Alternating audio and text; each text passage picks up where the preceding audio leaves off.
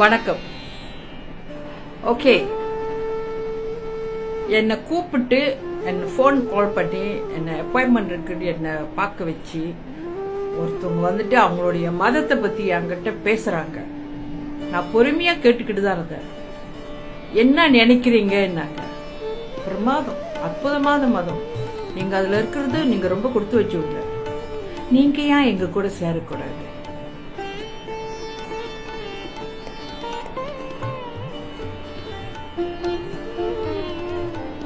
நான் ஒரே ஒரு தப்பு தாங்க செஞ்சுட்டேன். அந்த இடத்துலயே அவங்கள பல்லார்னு ஒரு அற விட்டுருக்கணும்.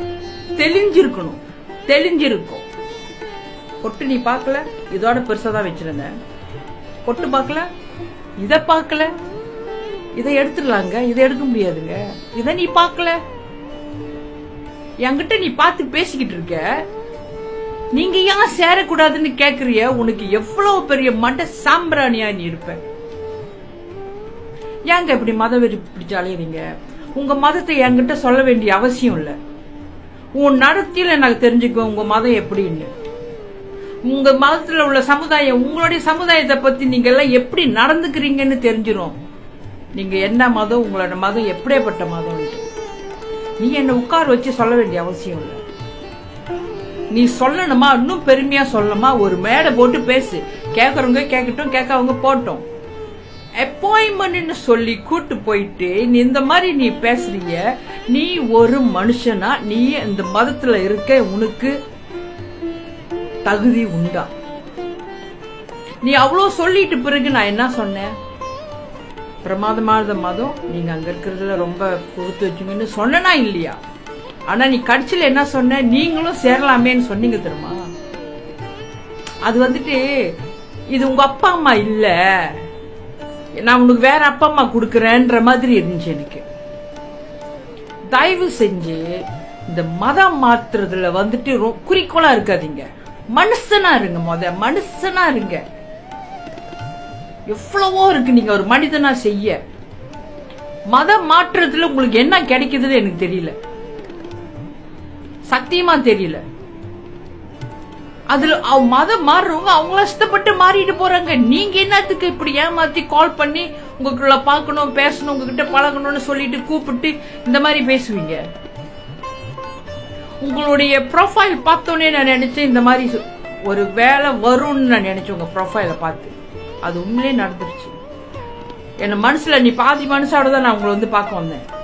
நீங்க இந்த வீடியோ பாப்பீங்க கண்டிப்பா. நான் உங்களை டேக் பண்றேன். இந்த மாதிரி செய்யாதீங்க, தயவு செஞ்சு இந்த மாதிரி செய்யாதீங்க. மதம்ன்றது வந்துட்டு அவங்க மனசுக்குள்ள உள்ளது.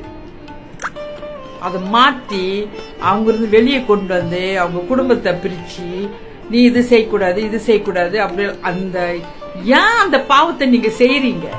அது எவ்வளவு பெரிய பாவம். அவங்கள ஆசைப்பட்டு வராங்க, வந்துட்டு போட்டோம். நீங்க ஏன் இப்படி இழுக்கிறீங்க? ஏன் ஃபோர்ஸ் பண்றீங்க? தெரியாது உங்களை கூட்டு போயிட்டு தெரியாம ஏன் மதம் மாற்றி?